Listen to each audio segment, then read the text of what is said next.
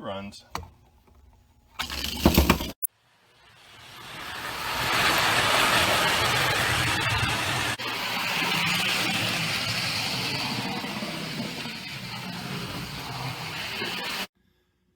All right, here we go. Another quick edition of my junky stuff. Garage. A little bit of trains, a little bit of whatever. Mostly trains. So here we go. Scratch built crane car, all in O scale, gauge scale, whatever you want to call it. A lot of really cool stuff from a long time ago. If you like vintage trains, please like and subscribe. So the last thing here is this scratch built crane. So I'm not sure whether it's 17/64 or 1/4 inch scale or whatever. It looks pretty massive to me. I mean, that boom, see my thumb on there, that dang boom is like 8,000 feet long. It's like probably 50 scale feet or something. And it's all metal. Notice the hex head bolts. Whoever built it used a truck ton of hex head bolts. Did a good bit of riveting, and it looks like they riveted all the way through, because if you see these rivets right along here, and if you look on the opposite side, it looks like they smashed those down. So it looks like the individual who built this thing went to great pains to put this thing together. So it's again, I mean, it's a little off, it's a little tweaked. I don't know if you can tell, but it's not exactly straight. So if I put that right in the middle, you can kind of see it off to the side there, right? So I mean, but it might be able to be straightened out. And you can see there's some of the tin can, you know, metal, whether that was, you know, I don't know, juice can or wherever the heck that was. These guys operate. Lift this thing up, you can see inside, so it needs to be restrung. It looks like some of that's made out of wood, the side frames that support that. So this was all 10, missing a stack. Got kind of the same level of detail down here. Now look, I would never go so far as to suggest master craftsman did this, but my gosh, it's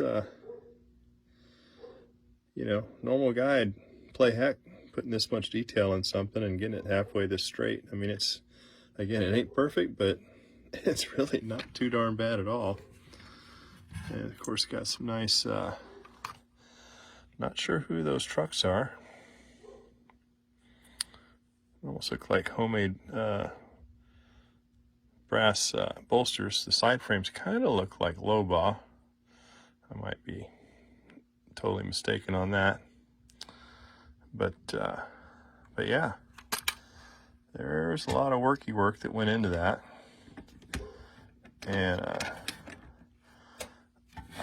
I'm not embarrassed to say this is probably one of this crane is one of the things that I managed to scab off eBay for next to nothing. I mean, I think I got this with a bid of less than like 20 bucks.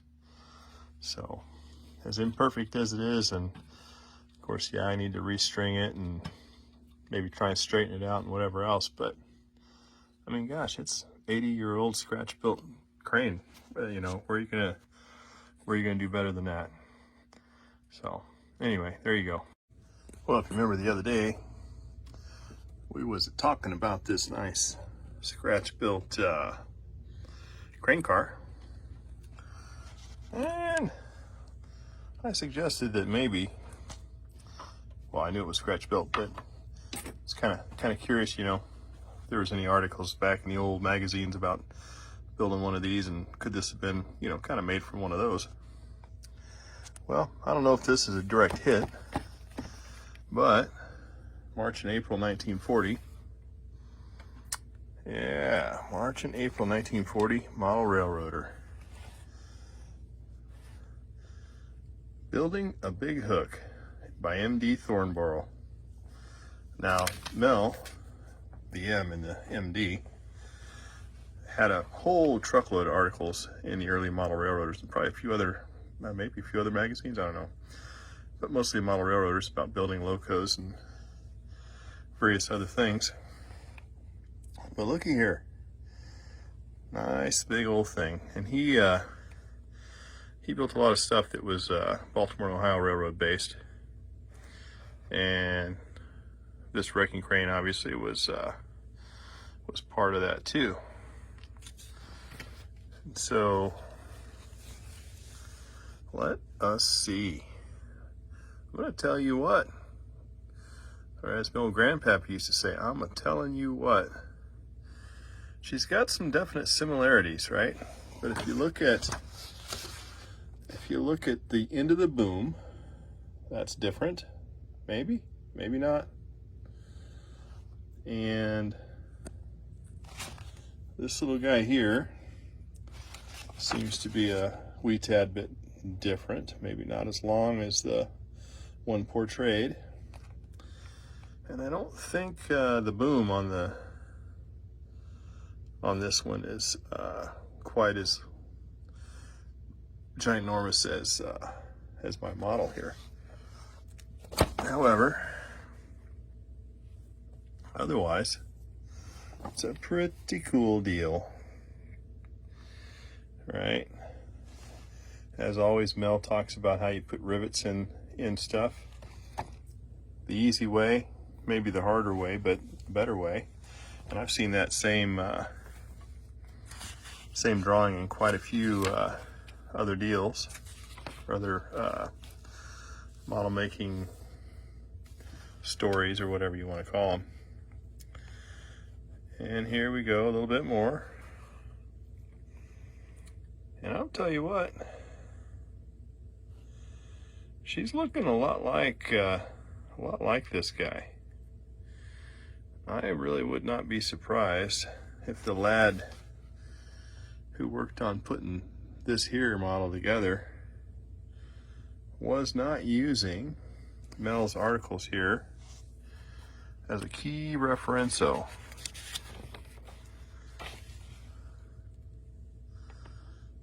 I mean, this is just the classicest stuff.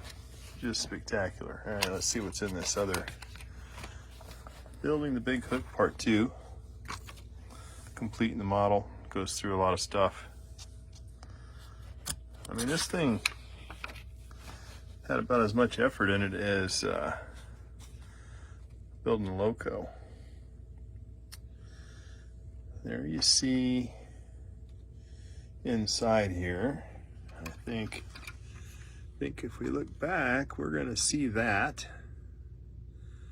I mean, by George, it's a pretty key likeness. It really is. The stack is a whole lot the same. I mean, golly gee, he talks. There's showing the lattice. It's just pretty uncanny here. Now, let's see. One of the things I'm missing is I did not get any hookies with mine, so maybe I can do some hook making. 99, 200. I mean, this thing really is pretty cool. It really is cool. Okay, so enough babbly boop. Haven't really showed you squat on how to build this thing or anything, and well, I'm not gonna. But I don't know. It just goes to show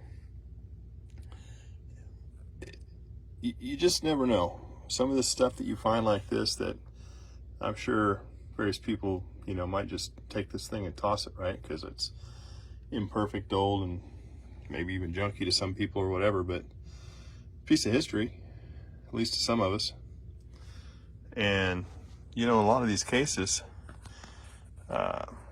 you know, this old crane might have just been built from these articles. And while that's, I don't know, not really that big of a deal, it's interesting.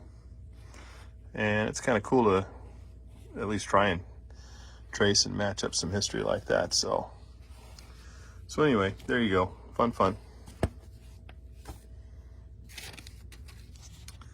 Wham bam.